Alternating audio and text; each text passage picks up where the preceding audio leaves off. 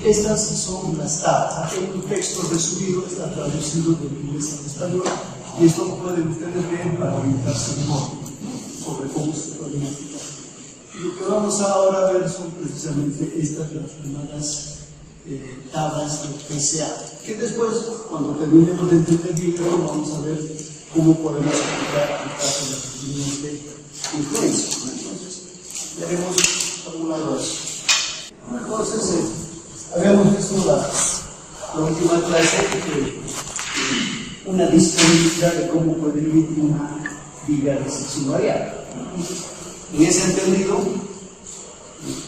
esta, digamos, sería una de las vigas con sección variable. Entonces, estas tablas están desarrolladas ¿ya? De manera que cada una de estas filas de columnas representa la información que nosotros necesitamos. ¿Ya? Hay cartelas, o digo vigas, de cartela recta, son estas, ¿ya? Y que obviamente las podemos siempre trabajar interpretando estos datos que aparecen acá. Pues de lo que se trata es un poco de interpretar estos datos y reflejarlos en esta tabla para escoger los valores que nos corresponden. Entonces, esa es una de las primeras tareas que queremos hacer ahora. Luego hay otras. Si se fijan, para hacer un poco más grande, esta tiene casi la misma forma que la anterior, con la única diferencia de que aquí la cartela es diferente, es cómoda, ¿no? Pues la anterior era esto recto y aquí es ahora parabólico. Entonces, en esas dos condiciones, vigas con cartela variable recta y con cartela parabólica. Entonces, las integrales de las que les comentaba, obviamente están desarrolladas en estas condiciones.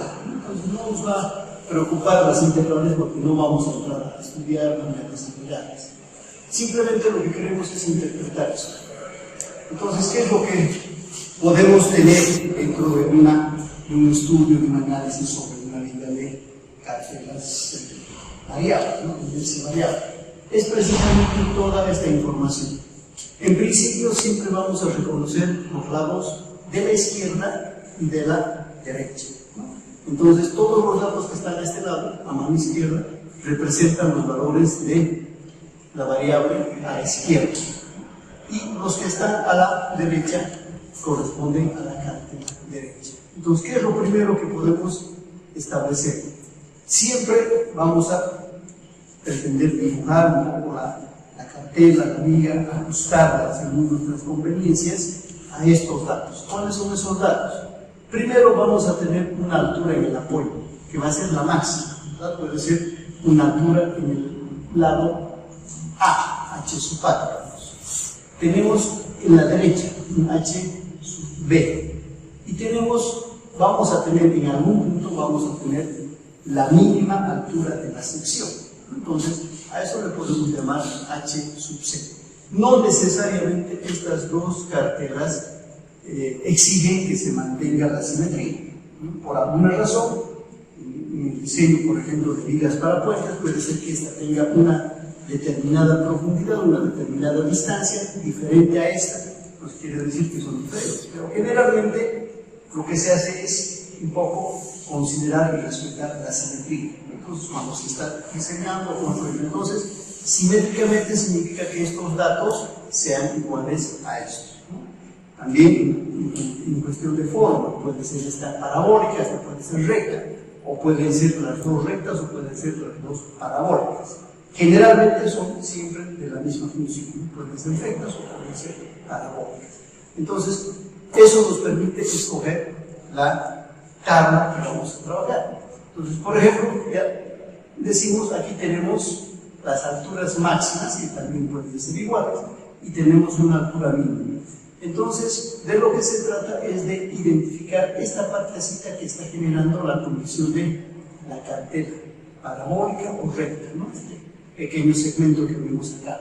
Y lo mismo acá, ¿no? Entonces, ahí podemos establecer estos valores, ¿no? Entonces, están referenciados respecto de esta altura de referencia que le llamamos H sub C, que es mínima. Entonces, esto lo podemos siempre adoptar, y estas alturas estamos trabajando en función de estos valores que afectan directamente a este H sub A, R sub A y R sub B. ¿Qué más? Están trabajadas en función de la distancia que va a tener precisamente nuestra cartera, ¿no? Desde donde comienza generalmente en el eje del apoyo hasta una cierta distancia. Entonces ahí se genera la función parabólica. En función de la longitud total tenemos entonces esta distancia donde A sub A y A sub B también son coeficientes que se van a determinar. Entonces, cuando establecemos eso, tenemos ya identificada la cartera correspondiente, tenemos identificadas sus distancias en las que se va a generar la diferencia de carteras, de alturas, y podemos trabajar entonces buscando un A sub A, un A sub B, que son coeficientes que afectan a esta longitud para darnos estas distancias. Y aquí el R sub A y el R sub B que nos dan o afectan en función de esta altura de referencia. Y lo mismo H sub A o W sub A y W sub B, que son factores que nos van a ayudar cuando tengamos que determinar los coeficientes de momentos fijos cuando se trata de considerar el peso propio de la viga. Entonces, si la viga fuese constante, entonces el peso propio de mi viga va a ser, supongamos que es de hormigón, por 1400, por la base que es constante, la base siempre va a ser constante, y por la altura que varía, ¿no? Ese es el peso propio que va a actuar a la izquierda y a la derecha. Como necesito ese peso, entonces está en función de esto, multiplicado obviamente por el peso específico y todo eso, y luego vamos a ingresar ya en las tablas. ¿Cómo se ingresa? Estas tablas están elaboradas, obviamente inicialmente estaban elaboradas físicamente en hojas, ¿no? Y hemos tenido más bien la suerte de encontrar alumnos en la carrera, alumnos suyos que hacen semestres atrás, que se han propuesto a la tarea de traspasar todos estos datos. Entonces, han ido copiando y han ido traspasando de manera que tenemos una serie de páginas acá. Y en cada página están identificados todos los valores que vamos a necesitar. Entonces, eso nos permite ahora utilizar esta planilla digital de manera que nos facilita el orden del trabajo, ¿no? Entonces, o alguien quiere imprimirlo, la puede imprimir, porque también es físico, también es una forma de poderlas utilizar. ¿Qué tiene esta tabla para poder entender? Primero, una vez que identificamos el lado izquierdo, el lado derecho, entonces, con estos valores de A sub A y R sub A, vamos a empezar acá, ¿ya? Entonces, cuando este valor de A sub A y R sub A coinciden precisamente con los datos que tenemos en nuestro dibujo, en nuestra guía que vamos a analizar, entonces buscamos, nos identificamos primero con un tipo de cartera, ¿no? Si es cartera recta o si es cartera parabólica. Entonces decimos, perdón, se trata de una cartera parabólica, ¿no? Donde hemos identificado el valor de A sub A y de R sub A. Eso es fácil de determinar, ¿verdad? O sea, decimos el valor de A sub A en función de un coeficiente que siempre va a ser menor que 1 por N. Entonces esto puede ser 0,10, 0,20, 0,30, 0,50, ¿verdad? Va variando. Y obviamente lo mismo para A sub B. Entonces cuando identificamos este valor, ¿ya? Vean ustedes en esta línea que aparece todo de rojo, nos dice el número de tabla que vamos a encontrar. Estos datos que tenemos acá corresponden a la tabla número 25, ¿no? Y obviamente está en la página 23. Esto, bueno, para nosotros están conformadas desde la página 1 hasta la página 3 con las cartelas parabólicas, ¿no? Y de la 14 hasta la 26 está conformado para las cartelas rectas. Entonces, para podernos ordenar y no perdernos una búsqueda. Entonces, decíamos que estos valores de A sub A van a ir variando, ¿no? Van a ir variando, acá está de 0,10, luego 0,20, 0,30 hasta 0,50. Entonces, en ese orden también nosotros vamos a buscar.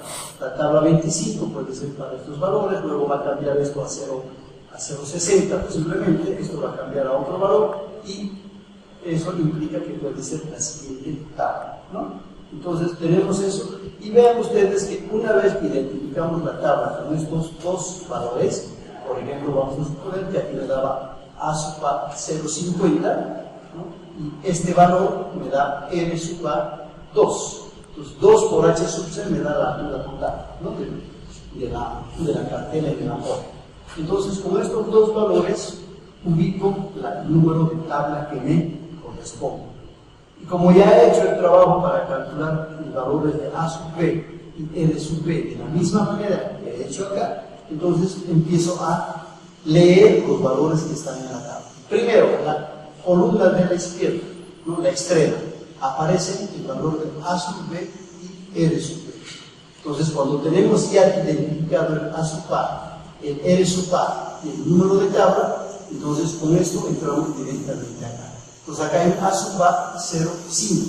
Entonces esto va a ir creciendo de 0,5, 0,20, 0,30 hasta 0,50. ¿No? Entonces tomamos la tabla, ya no sería la 25, sería la que corresponda al valor de A sub B igual a 0,5. Y dentro de esa tabla van a haber también valores de R sub B. En este conjunto de valores de estas filas, ¿verdad?, aparecen los valores de R sub B que van a ir cambiando de 0,40 a 0,60 a 1, 1,5 y 2. Entonces R sub B, si hemos calculado, y es simétrico esto, R sub A va a tener R sub B, y entonces R sub A es igual también a 2. Entonces ya tenemos los valores de A sub A, R sub A. Ahora tenemos los valores de ese conjunto, ¿no?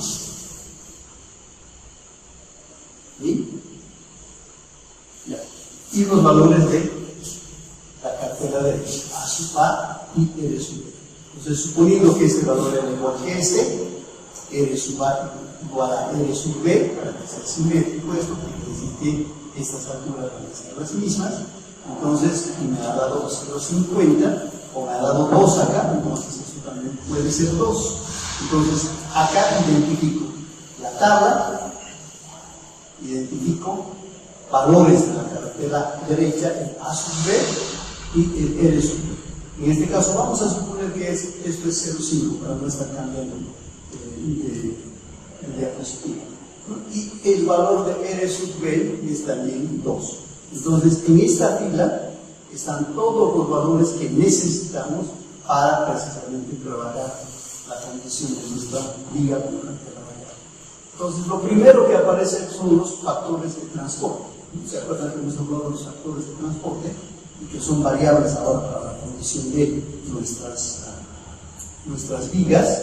Entonces aparece acá el C sub AB y el C sub BA, coeficientes de transporte que van de A a B, de izquierda a derecha, y C sub BA que va de derecha a izquierda, ¿no? Entonces estos valores son los que vamos a necesitar para las corrientes que hemos reducido en la anterior clase. Y luego aparecen los factores de rigidez. Y los factores de rigidez, que también ya los hemos visto, se los toma acá, ¿no? Entonces, una vez que tenemos estos valores, ya estamos en condiciones de operar dentro de un proceso, por ejemplo, de cross, ¿no? Para poder realizar nuestro trabajo en el método cross, porque solamente necesitamos coeficientes de transporte y factores de rigidez. Y obviamente las condiciones de carga, ¿no? Entonces, cuando planteamos una carga distribuida en una viga de sección constante, entonces decimos que esto es cuadrado sobre 12, ¿no? O sea, nos da un factor, que sería 1 sobre 12, o sea, 18 sobre 18.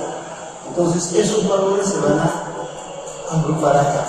Son para carga uniforme, eso hay que entender. Esto es solamente para una condición de carga uniforme. Puede ser el peso propio, pero el peso propio considerando solamente como si fuese una viga de sección constante, ¿no? Entonces, estos son nuestros coeficientes.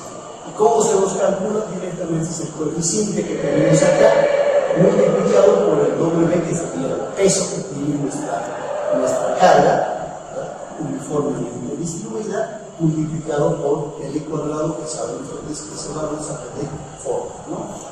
El L cuadrado aparece como W por L cuadrado. Pues, ¿qué me da eso? Me da un coeficiente a la izquierda, me da un coeficiente a la derecha, ¿no? Entonces, estos valores también los podemos ver. Hasta aquí, todo este conjunto de valores me permite trabajar para determinar los momentos en la viga continua, por ejemplo, solo por condición de carga uniforme, ¿no? Y todavía no están incluidos los valores de los momentos debido a la cartera. Pero eso se trabaja acá, ¿no? Entonces nos vamos hasta el extremo de la derecha y ahí dice carga de la cartera, a la izquierda y a la derecha, que son similares a estas fórmulas que tenemos acá. Obviamente, la ecuación puede ser que varíe, por eso nos da valores diferentes, pero tiene momento en A y momento en B cuando estamos hablando de la cartela izquierda. Entonces, imagínense ustedes que tenemos una viga y le cargamos en un extremo con una carga triangular. ¿Qué significaría la carga triangular? El peso de la cartela triangular, ¿no? O sea, el peso cuando multiplicamos por su peso específico y por todos los demás parámetros. Entonces tenemos eso.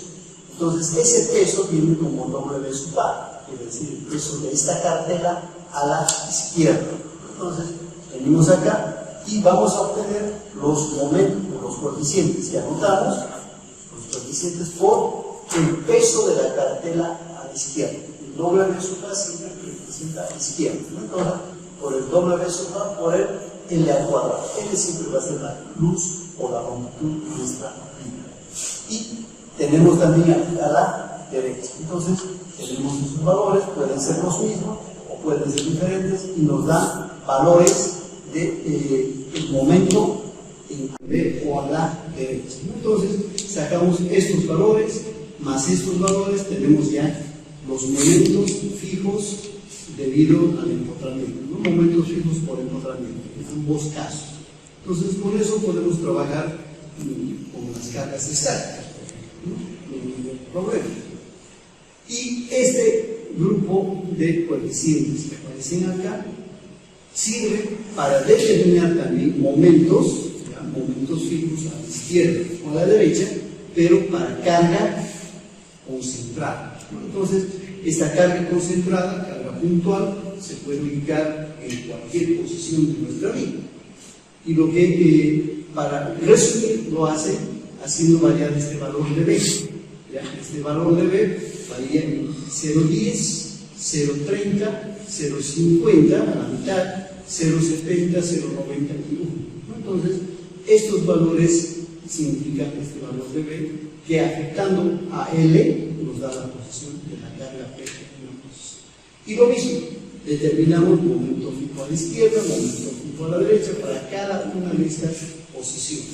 Entonces, esta parte que nos interesa a nosotros es la que vamos a utilizar cuando estemos hablando de líneas de influencia, ¿no? Entonces, vamos a utilizar las tablas con estos valores. Esto para las condiciones de carga estática, carga uniformemente distribuida, que lo vamos a dejar en condiciones de cálculo, pero que por el momento no nos interesa, ¿no? Pero si se quiere hacer un proyecto completo, ahora pensar en carga estática y carga móvil, ¿no? Entonces, de esa manera se trata de establecer esas condiciones.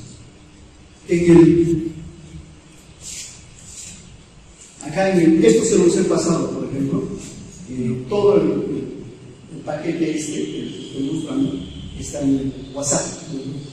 Entonces, pueden ingresar y van a ver ahí todo eso que estamos explicando. Eso es simplemente la identificación de los valores que habíamos establecido, ¿no? A, como tal, es simplemente una relación de longitud de la cartela a la longitud de la viga. Si tenemos cartelas simétricas. Si las cartelas no son simétricas, va a haber un A sub A y un A sub B.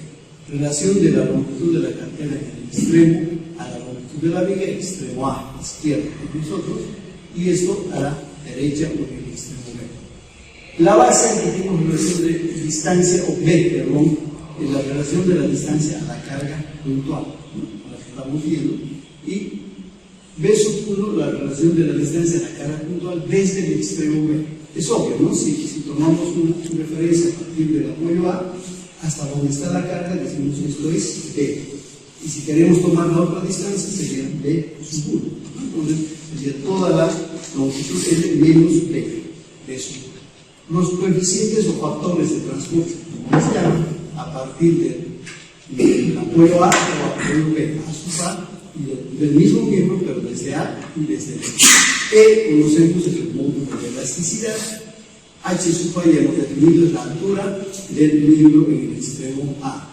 H sub B en el extremo B y H sub C es la altura del miembro de la sección mínima correspondiente. Lo podemos identificar. Lo demás conocemos el momento de inercia en la mínima altura, ¿verdad? Y momento de inercia en cualquier sección, a una distancia X, sea de A o sea de B. Entonces, ahí están dados los valores correspondientes. Ahora ya para poder tener una mayor precisión, ¿no? Aparece el factor de rigidez, K sub A, que se calcula básicamente por esto. Este valor del coeficiente K sub A lo sacamos de estas tablas. El módulo de elasticidad, conocemos en cuestión del material, el momento de inercia en la sección mínima sobre la longitud de nuestra barra. Entonces, este valor K sub A se está calculado en función de esto.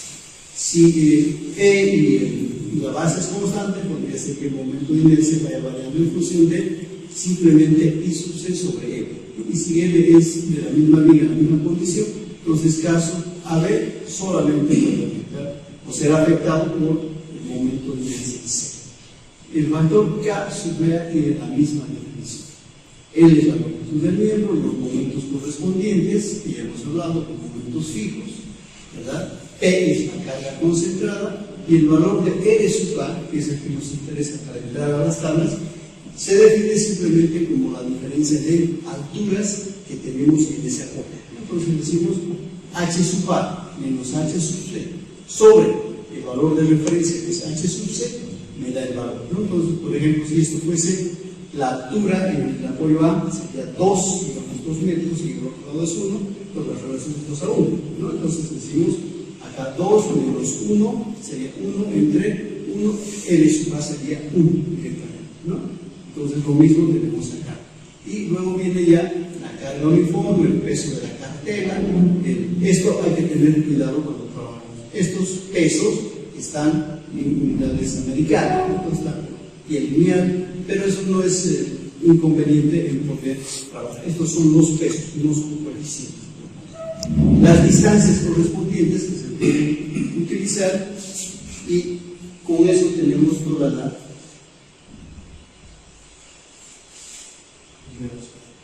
un poco de teoría, no nos preocupa por el momento. Aquí como un ejemplo rápido, fíjense, porque está en estas unidades.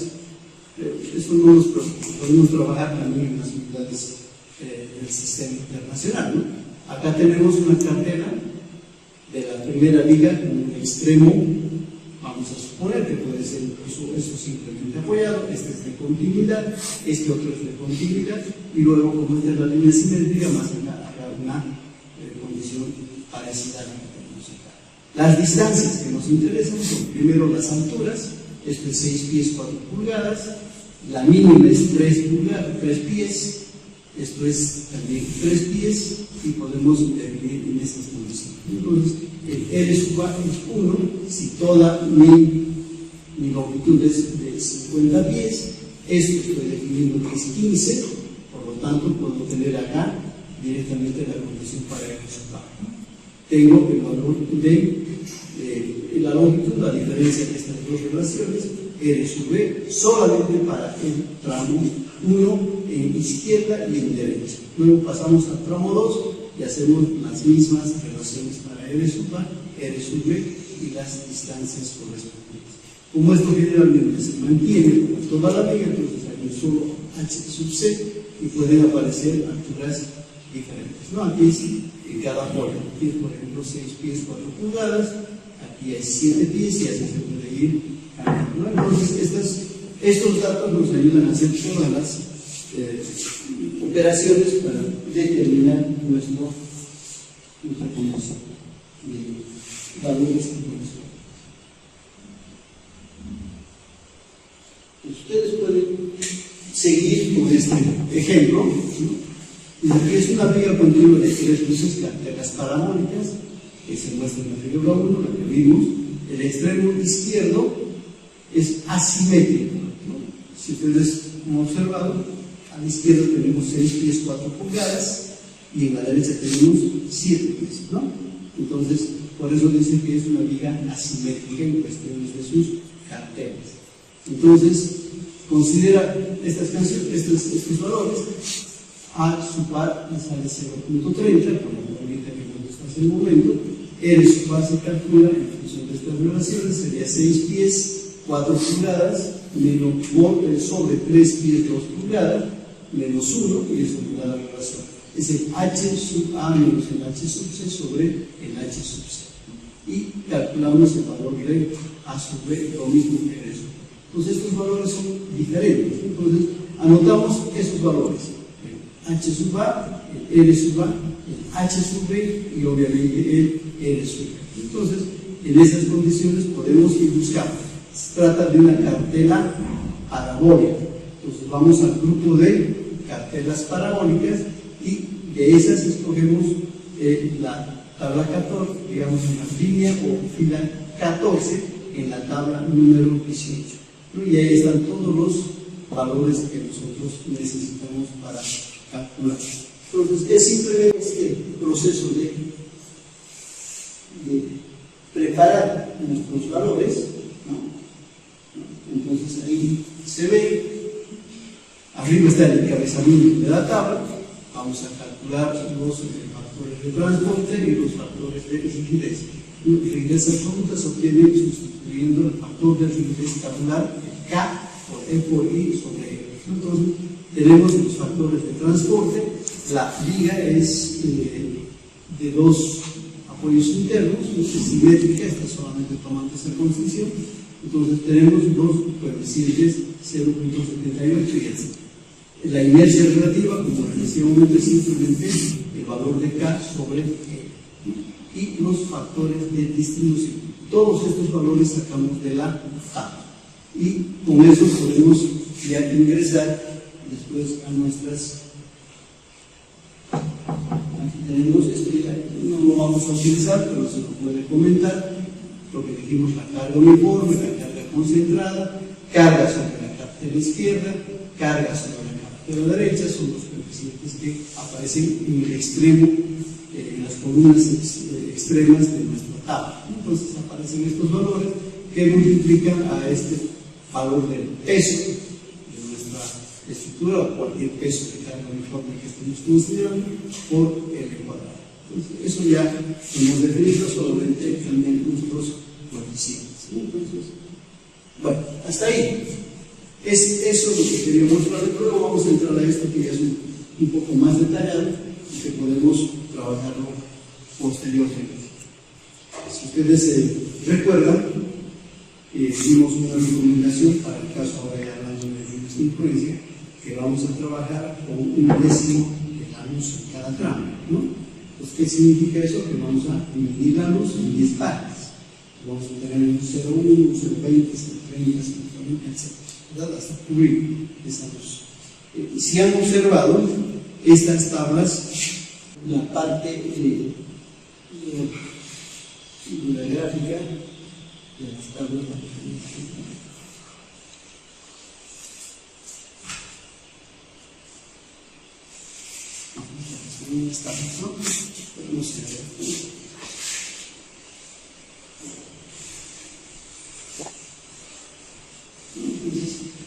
si necesitamos para la condición de las líneas de influencia dividir nuestro tramo en décimos de luz, entonces cuando vamos a utilizar obviamente toda esta parte.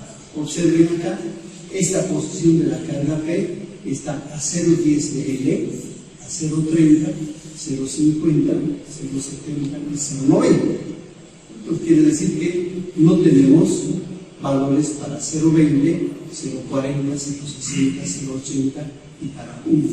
¿Qué es lo que necesitamos para ir después con más precisión calculando nuestras líneas de influencia?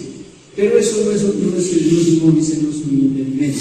Se puede trabajar la tabla con los valores que nos arrojen en estas posiciones y luego nosotros calculamos por una simple interpolación, podemos calcular valores de 0,20, 0,40, 0,60. Entonces ensanchamos nuestra tabla a esos valores y nos vamos a ir primero calculando en función de estos valores de interpolación lineal. Luego, una vez que hacemos eso, podemos ya ajustar a la curva, porque esto me da curvas de momentos fijos. Entonces, cuando tengo esto, puedo ajustar la curva en los valores de 0,20, 0,40, 0,60 y 0,80 y 1 finalmente. Entonces, pero eso ya es un trabajo a detalle que podemos verlo después. Entonces, para tener una idea. Lo que me interesa es que podamos entender esto, ¿no? Interpretar. Entonces, podemos hacer, no va a ser una tarea, ustedes se pueden dar una estructura, o una viga de 2 tramos, o de 3 tramos, si gustan, con cartelas siguiendo esta recomendación para estos valores y ejerciten un trabajo para determinar esos valores, para que estén familiarizados, para que conozcan. Entonces, lo pueden hacer y eso nos va a permitir avanzar, porque si nos detenemos en querer detallar todo esto, el tiempo no nos va a alcanzar. Entonces, yo necesito que ustedes se familiaricen con eso, ¿ya? Por eso es que se los he subido. Entonces, eso es lo que quería mostrarles. De aquí en adelante va a ser utilizar esto. ¿Alguna duda? ¿Cómo defino el día de su valle? Pero eso es lo que acabamos de hablar. A ver. ¿Qué tiempo? La longitud de la vida. Tengo para utilizar esas tablas, yo defino esto como apoyo A y este como apoyo B. O si quieren, la de izquierda, la de derecha, ¿verdad? ¿Qué más necesito? Necesito esta altura. Toda esta altura es H sub A. Si voy al otro extremo, esto es H sub B. Entonces, eso obviamente tiene que tener, tengo que tantear de qué alturas voy a trabajar. La base es constante, eso no nos preocupa, ¿verdad? De toda la sección puedo ver dónde está mi H sub C. O puede darse esto, que a veces puede considerar la generación de una duda. Esta es mi longitud de viga, vamos a suponer que esto es parabólico, este es mi centro, y puede darse así, ¿no? Entonces, es una viga de cantera parabólica que va desde un extremo hasta la mitad, y por simetría cambia de otro lado. Entonces, igual, esto va a ser H sub A, esto va a ser H sub B, y esta es la altura mínima, H sub C. Entonces, en este caso que estamos viendo primero, ¿qué más necesitamos? Necesitamos definir esto. ¿Hasta dónde va a ir nuestra cartela variable? Si es simétrico, esto también va a ser igual a esto. Entonces, esta es mi longitud en A y esta es mi longitud en B. Uno se da esos datos, ¿no? Uno define, el que está diseñando, está trabajando, está tomando estos datos por experiencia o por relaciones que tiene con otras estructuras de ese tipo, puede definirlos o puede modificarlas si es que las condiciones de carga y solicitación no son las más aceptables, no puede cambiar en función de eso, ¿no? Pero siempre estos datos los vamos a conseguir geométricamente, no es que vamos a ir a hacer un cálculo. Pero ¿qué necesitamos para entrar a las tablas? Necesitamos el A sub A, bueno, en este caso para terminar, ¿qué sería si tuviésemos este tipo de estructura? ¿No? Entonces, fíjense, si el cambio de la sección termina en H sub C, en la mitad, para volver a crecer, entonces esto va a ser el de sub A y esto va a ser el de sub B, siendo todo esto ¿no? Entonces, esos datos tenemos que conocerlos. Conocemos las alturas en los apoyos, conocemos la altura mínima, la base es constante, por lo tanto, si la base es constante y varía solamente la altura, se calcula el momento de inercia, ¿no? En función de las distancias a las cuales vamos a trabajar. Entonces, para trabajar esto, en esas condiciones necesitamos establecer ahora los coeficientes. ¿Qué dice el coeficiente? El coeficiente, por ejemplo, de H sub par, solamente para trabajar acá. Entonces, ¿qué es lo que tenemos ahí? El coeficiente hemos llamado R sub par. Es igual al coeficiente R sub par. Está en la nomenclatura que les he pasado. Por eso les digo, repasen, lean esto.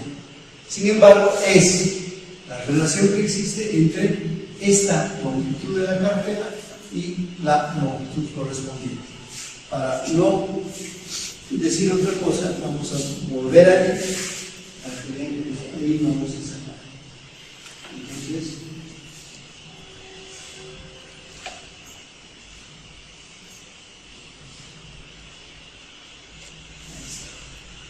Entonces dice R sub par. El valor que tenía que encontrar, esto es simplemente R sub par por L, ¿verdad? O perdón, esto es A sub par. R sub par es de acá. R sub par por H sub C. Entonces, a partir de ello, fíjense cómo calculo R sub par. Simplemente la altura de la cartera en A, todo esto, ya tenía H sub par, menos H sub C sobre H sub C, ¿no? Pues ya tengo el valor de R sub par. El valor de A sub par, ¿cómo calculo? No voy a hablar de R sub C porque es exactamente lo mismo, ¿no? Si puedes observar, es exactamente lo mismo. Y el valor de A sub par es mucho más elemental. Vamos a ir arriba.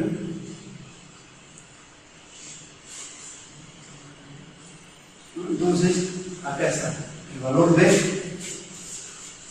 A sub par, si A sub P. Y hemos definido eso. Están acá. A sub par y A sub P. ¿Cómo definimos? Si tenemos, por decir, estamos haciendo nuestro prediseño, estamos tomando las dimensiones de trabajo, vamos a decir, esta luz que sea de cuánto, de 15 metros, por decir algo. 15 metros, ¿eso qué es? L, ¿verdad? Y en esas condiciones decimos, bueno, voy a ponerle a mi viga, le voy a poner una cartera que sea 1/3 de la luz, por lo tanto, ¿esto cuánto valdría? 5 metros, ¿verdad? Eso es lo que tengo. Ahora quiero calcular mi valor de A sub par. ¿Cómo es?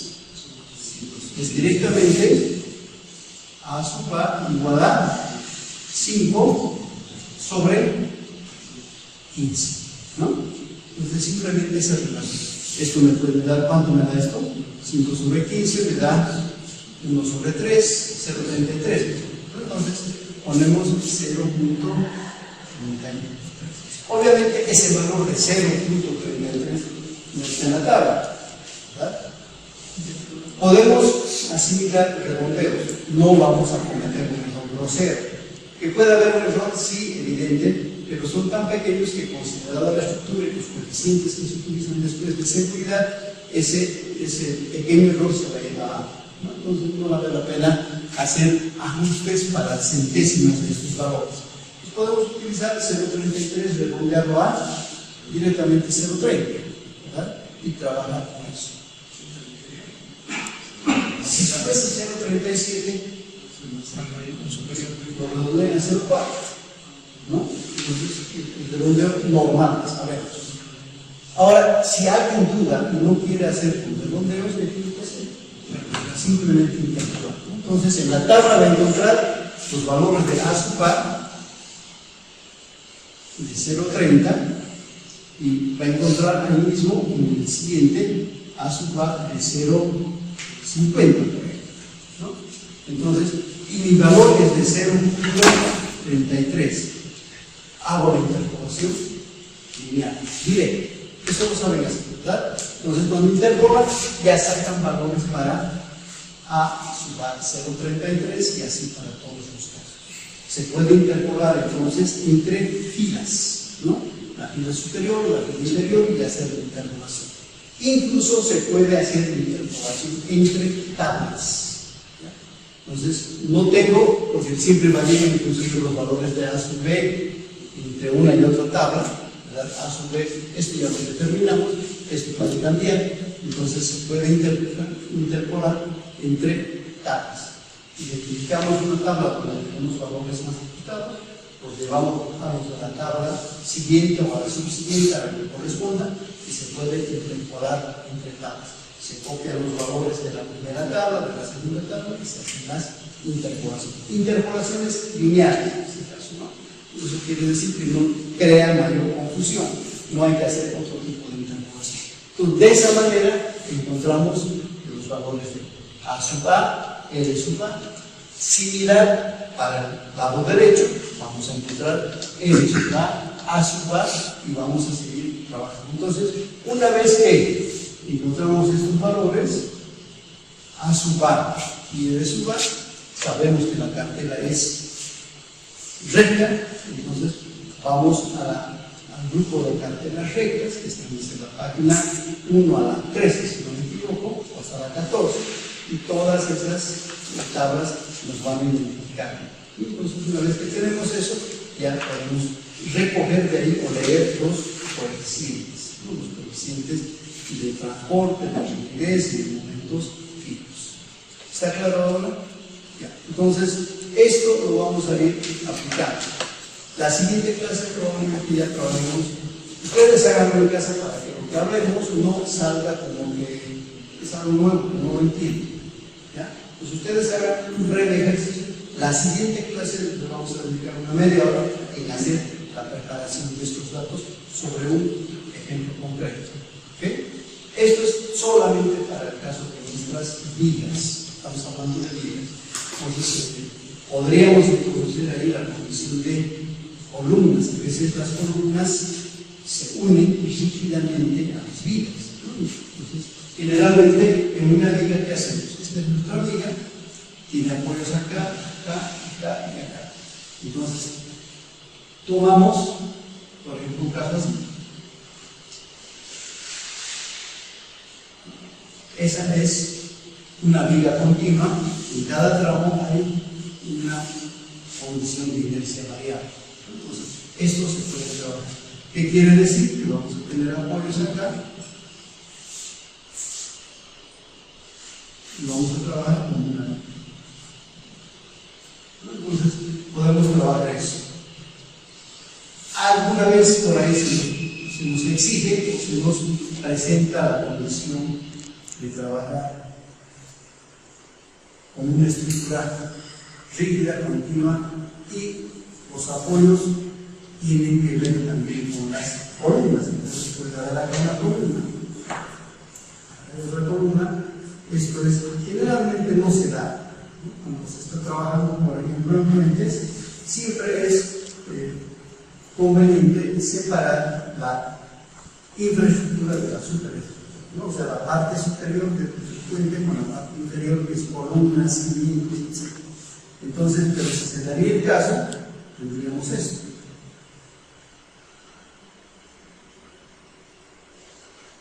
¿No? Y se convierte en una estructura de cimiento.